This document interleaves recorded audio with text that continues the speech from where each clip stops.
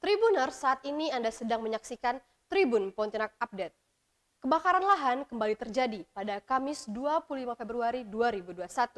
Pemadam kebakaran swasta bersama TNI dan Polri berupaya memadamkan kebakaran lahan gambut di Jalan Sepakat 2, Pontianak. Kondisi lahan gambut yang kering membuatnya sangat mudah terbakar.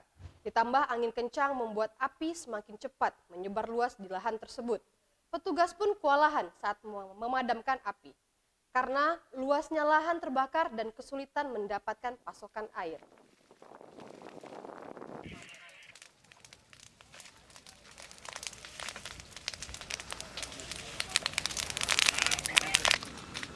Untuk kebakaran itu udah dalam 1 minggu ini kita alami hampir setiap hari.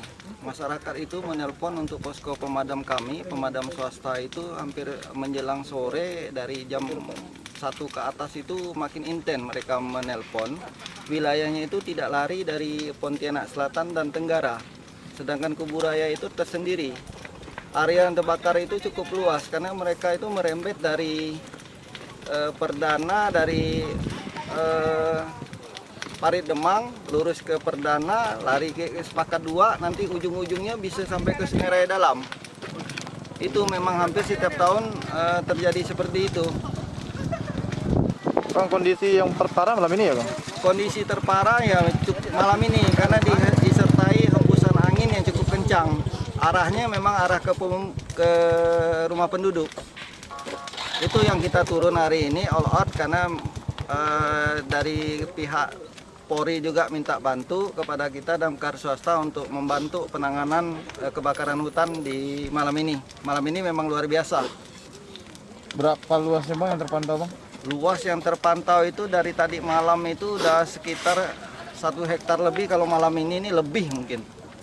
Malam ini lebih daripada 1 hektar untuk luasnya, dan titiknya juga banyak, bukan 1 titik.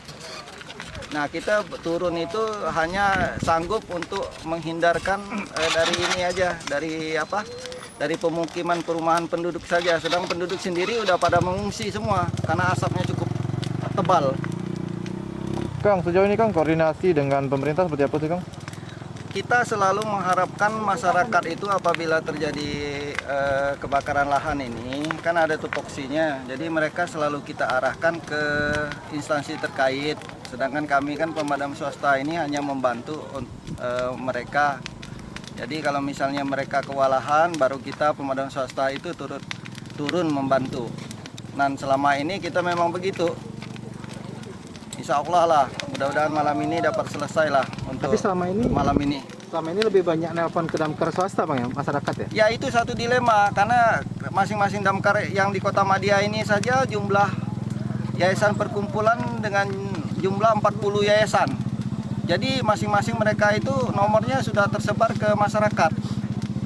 Masyarakat apalagi donatur mereka, apalagi penyumbang mereka yang selama ini memang itulah yang membantu kita damkar swasta untuk operasional. Karena kita tidak menerima bantuan dari pemerintah sendiri. Belum menerima ya, Kang? Belum, karena selama ini kita belum menerima dari pemerintah untuk tahun ini. Tahun-tahun yang lalu itu pernah ada, dan sekarang ini pemerintah juga pernah membantu kita dalam hal BPJS saja.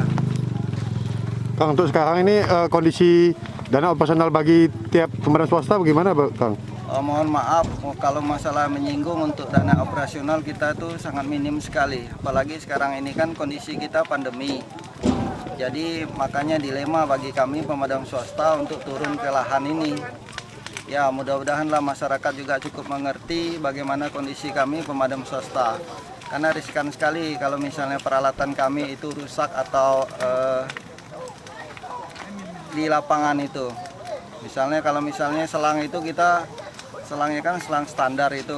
Kalau kita hargakan 2 juta lebih. Riskan kalau kita turun ke lahan ini, kadang-kadang suka bocor, putus atau apa. Itu ditanggung sendiri ya, Kang? Itu ditanggung sendiri, betul. Itu ditanggung sendiri oleh kami pemadam swasta. Jadi kadang-kadang kita memilih juga untuk turun ke lapangan. Kalau untuk minyak dan konsumsinya seperti apa, Kang? Minyak, untuk BBM kita keluar sendiri.